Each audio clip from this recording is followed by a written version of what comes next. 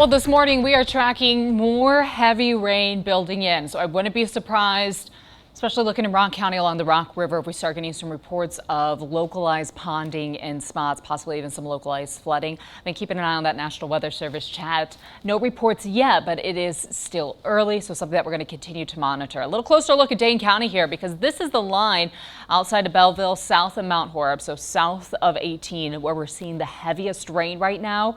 Rainfall rates have been querying for the last few minutes, sitting at 2 inches to 2.75 over the last just 20 minutes or so, pushing in. So this is very heavy rain coming down. That's per hour, so it doesn't mean that's going to be our full total for this front line, but know that visibility dropping quite a bit as that line moves in along 151 closer to Madison within the next about 10 minutes. Off to the southwest, we have more rain. So this is what we're tracking, pushing northeast through the morning. And this is just the first round of some showers and storms that we'll have through the day. So I do think your morning commute, it's going to include a little rain. You're going to need the windshield wiper blades.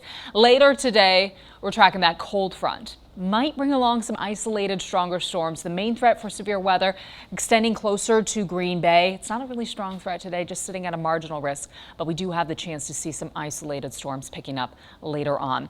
This rain this morning, that's going to lead to some localized flooding, especially along the Rock River and closer to Milwaukee. By late morning, early afternoon, bit of a break, still partly to mostly cloudy. Pockets of sun start to pop up around 4 or 5 o'clock, and that's when that line cold front starts to swing in. So you can kind of see the change in wind direction and some of those storms populating as it pushes in. Doesn't bring a lot of rain. I think most of the area is going to stay dry with this one, but we could see some isolated storms again later this evening. Behind the front, skies clear up quick and dew points drop. We're in a better spot. Rainfall totals adding up through the rest of the day. We've already picked up for some pockets of Dane County over an inch this morning, and we do have about another inch on the way with that heavier rainfall closer to the Illinois line, lesser amounts extending to the northwest. This morning in Linden, the rain's really coming down. Temperatures expected to climb up to the low 80s. Again, we'll get some sun this afternoon with that isolated storm chance popping up later today. Dew points sitting close to 70. It's going to be pretty steamy even once the rain backs off. Tomorrow behind the cold front, nice little change, sitting closer to 60. So still feels like summer, just not quite as humid.